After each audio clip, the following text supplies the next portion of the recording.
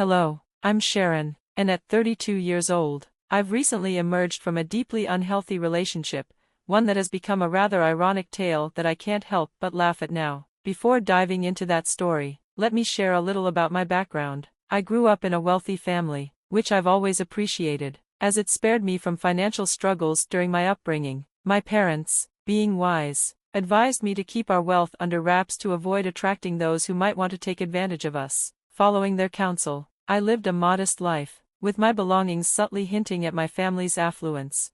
When it was time for college, I chose a university far from home, eager to explore the world and assert my independence. To fully embrace this new experience, I lived on a budget like many of my peers, discovering the joys of thrift shopping and simple brands. Although I had access to a significant trust fund after graduation, I felt a strong urge to carve out my own path and work for a meaningful life rather than relying on my inheritance. A year after I graduated, I met Benjamin, my ex-husband, through a dating app. Our early dates were filled with charm and mutual gift-giving, and after 3 years together, he suggested I meet his mother, Margaret. I won't delve into the details of our first encounter, but the lead-up was significant. While I was open to meeting her, I explained that introducing my parents might take longer due to distance and busy schedules. We planned to coordinate a meeting with his mother, which marked the start of an unexpected chapter in our relationship. However, Benjamin suggested we could meet her as soon as this weekend, which caught me off guard. I understood his eagerness, given how much he idolized his mother, but the rush made me uneasy. My apprehension grew when Benjamin warned me that his family was quite affluent, something I had gathered from the lavish gifts he'd given me. He felt it necessary to caution me about his mother's tendency to judge people based on their social status. He didn't want me to be caught off guard or hurt by any potential remarks she might make. Although he reassured me that his feelings for me wouldn't waver, I couldn't shake the nervousness about our impending meeting.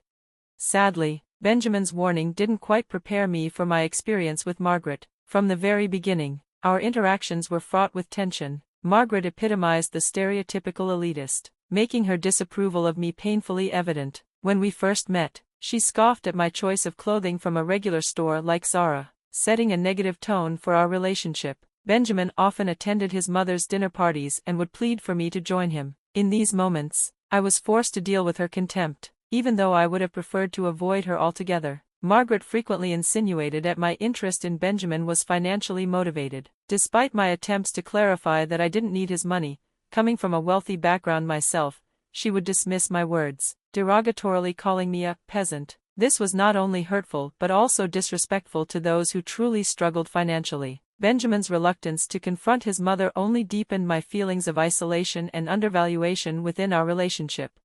Navigating Margaret's antagonism was challenging enough, but her birthday party was the breaking point. At a large family gathering, she made it a point to ridicule me in front of everyone. That evening, she mocked everything about me, my outfit, my speech, even my mannerisms, turning me into the butt of the joke while Benjamin mingled with others, seemingly oblivious to my distress. After we returned home, feeling overwhelmed and hurt, I confronted him. I couldn't comprehend how he could allow me to endure such cruelty. Benjamin appeared unaware of his mother's incessant jabs, which had turned the night into a humiliating spectacle at my expense. I pointed out how he had consistently avoided me, leaving me isolated when I needed his support the most. He claimed it wasn't intentional, that he was merely caught up with other guests whenever I approached, but his words offered little comfort. The argument intensified as I confronted Benjamin about his failure to defend me against his mother's harshness. He argued that challenging her could lead to severe repercussions for him, but I countered by emphasizing his independence and resilience. In the heat of our exchange, Benjamin admitted to his shortcomings, apologizing for both the events of the evening and his prior insensitivity. He acknowledged my right to be upset and promised to confront his mother about her behavior, admitting he had been cowardly in handling the situation. Hearing this acknowledgement was a turning point for me. It was a relief to have him validate my feelings and commit to standing by my side. True to his word, Benjamin spoke with Margaret the very next day, initiating a long overdue change. It was a crucial step in repairing the rift her behavior had caused between us and marked a moment of growth for him, demonstrating his willingness to confront difficult situations for the sake of our relationship. Until that moment, Benjamin had never confronted his mother about her treatment of me, so I was taken aback when he finally did. Margaret was shocked by his newfound assertiveness, as she had grown accustomed to his silence. To Benjamin's surprise, she apologized and promised to change her behavior toward me. This unexpected development gave me hope for a warmer welcome at the next dinner party. However, my optimism was short-lived and Margaret told Benjamin there wouldn't be enough food for me to attend. I saw right through this excuse. It was clearly her way of excluding me without being openly hostile. With her previous means of amusement at my expense no longer available, Benjamin chose to believe his mother's excuse was genuine and decided to attend alone. This pattern of exclusion persisted, with Margaret inventing new reasons to keep me away from family gatherings. At first, this hurt me deeply, but I soon found solace in the distance it created between Margaret and me. It reduced the humiliations I had to endure, which in turn lessened the conflicts between Benjamin and me, as there was no longer a need for him to defend me in my absence.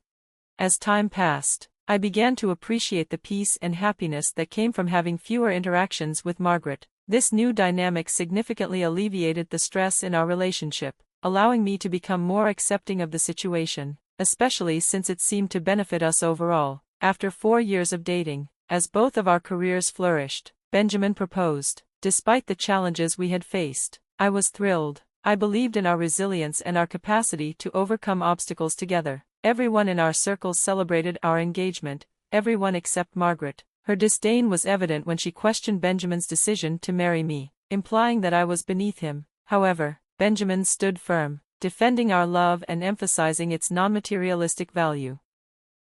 I brought happiness and comfort to Benjamin's life, which he argued could not be quantified in monetary terms. Despite Margaret's harsh critiques, accusing me of planning to live off Benjamin, he continued to stand by me, demanding that his mother respect our relationship and acknowledging the contributions I made to his life. This insistence on respect marked a pivotal moment for us, demonstrating Benjamin's commitment to our relationship and highlighting our growing ability to navigate challenges together, including Margaret's reluctance to accept me. From the start, I made it clear to Margaret that my love for Benjamin was genuine and not tied to his wealth. Yet, she challenged my intentions, suggesting I prove my disinterest in his finances by signing a prenuptial agreement. Benjamin refused, arguing that such a move implied a lack of trust in both me and our relationship. Margaret retaliated by threatening to disinherit him unless he complied. Faced with this ultimatum, we had 5 days to decide. I reassured Benjamin of my willingness to sign the agreement, emphasizing that my commitment was to him, not his wealth. When we arrived at Margaret's to sign the prenup, Benjamin wore an expression of remorse, while Margaret exuded a triumphant confidence, convinced she had undermined our relationship. However, signing the document was my way of demonstrating that financial matters held no power over my love for Benjamin. With the prenup finalized, we hastened our wedding plans to prevent Margaret from further sabotaging our happiness. We organized the wedding in 5 months, taking precautions to ensure security was tight to avoid any potential disruptions. Our wedding day was magical, overflowing with emotion and joy as we exchanged vows. The celebration was vibrant, surrounded by friends and family. Yet, Margaret couldn't resist attempting to shift the spotlight back to herself. During her toast, she tried to belittle me and forecast the demise of our marriage, claiming that Benjamin would eventually seek a partner who could elevate his status. Her words stirred unease among the guests, prompting me to quietly suggest to Benjamin that we might need security. This wasn't about retaliating against Margaret but about protecting the sanctity and joy of our special day. After the wedding incident, which resulted in Margaret being escorted out by security, I hoped to move past her hurtful words and enjoy my new life with Benjamin. Unfortunately, her remarks lingered, casting a shadow over our marriage. The day after our wedding, we visited Margaret to address her actions. Despite our intentions for a peaceful conversation, she was defensive, accusing me of manipulating Benjamin. She refused to acknowledge her hurtful behavior, doubling down on her accusations against me. In that moment, I finally stood up for myself, challenging her baseless claims. However, this only upset Benjamin, who saw my assertiveness as disrespect toward his mother. Despite years of enduring her disparaging remarks, my defense seemed to cross a line for him. I apologized to Benjamin, but this incident set a precedent for how we would handle future confrontations with Margaret. Empowered by my assertion, I found myself less willing to hold back when she attempted to belittle me. This shift often led to tense moments, with both Margaret and Benjamin criticizing me for causing discomfort. I argued that if Margaret wanted to avoid public embarrassment, she should refrain from trying to humiliate me. Benjamin, particularly displeased with my newfound assertiveness, frequently urged me to back down. Yet, I felt no reason to yield as long as Margaret continued her behavior. This standoff between my self-respect and Margaret's provocations became a recurring theme in our marriage, highlighting a significant challenge we would need to navigate together. Over time, I noticed a change in Benjamin's demeanor. He began to pull away, his once warm and affectionate nature cooling noticeably. This change seemed abrupt, and I couldn't pinpoint its cause, especially since he appeared to agree with my stance during private discussions. Then one day, coming home early from work, I spotted Margaret's car in our driveway and braced myself for another unpleasant encounter. What I walked into, however, was far from what I expected. I overheard a conversation between Margaret and Benjamin that froze me in my tracks. She was urging him to end our marriage, painting me as disrespectful and manipulative. She insinuated that I had wedged myself between them, claiming that if he weren't married to me, he would naturally side with her. Margaret portrayed me as a gold digger, suggesting my entitlement stemmed from a desire for Benjamin's wealth. Although Benjamin admitted to lavishing me with gifts without expecting much in return, hearing their words left me stunned. Was he really swayed by such baseless claims? I made my presence known by deliberately closing the door with a loud thud, halting their conversation abruptly. The realization that Benjamin was so easily swayed by his mother's manipulative narrative hit me hard. Instead of confronting them head-on, I chose a different tactic, allowing my actions in the days to come to speak volumes. As I walked past Benjamin and Margaret toward the bedroom, I caught another cutting remark from her about my supposed disrespect. Benjamin's only response was a resigned sigh. Inside the room, I braced myself for an emotional breakdown but was instead overwhelmed by fatigue. The relentless efforts by Margaret to push me away and Benjamin's dwindling support had drained me. Surprisingly, a part of me felt relief at the thought of our marriage ending, yet I was determined not to leave quietly. The following day, I gathered my financial documents, planning to reveal them after signing the divorce papers, wanting to prove my independence and dispel their assumptions about my motives. When Benjamin presented the divorce papers later that week, their frustration was palpable at my calm demeanor, but I proceeded to sign without hesitation. I was determined to strip them of any satisfaction they hoped to derive from the situation. However, Margaret's smugness quickly resurfaced and their lawyer promptly left with the signed documents. She taunted me, insinuating that I would miss the financial perks of being Benjamin's wife. To her surprise, I expressed my happiness at being free from their toxicity. Her insult, calling me a snob, and Benjamin's defense, accusing me of acting out because they had seen through me, only underscored their misunderstanding. They seemed oblivious to the fact that I had never been after Benjamin's money. I sought love and partnership, not wealth.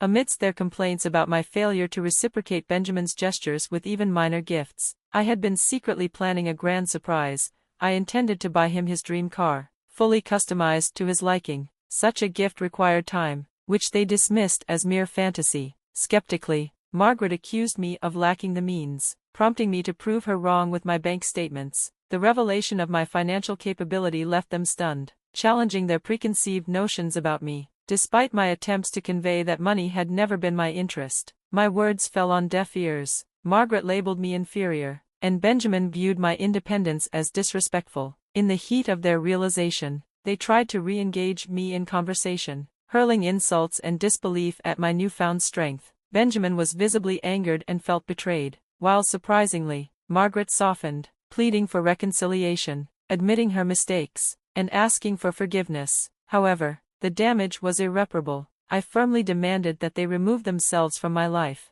a sentiment I emphasized by having friends retrieve my belongings from Benjamin's house, effectively severing all ties with them. They even attempted to contest the divorce, falsely claiming that I had taken from them, but the airtight prenup that Margaret insisted on signing protected me from any financial claims they might have had.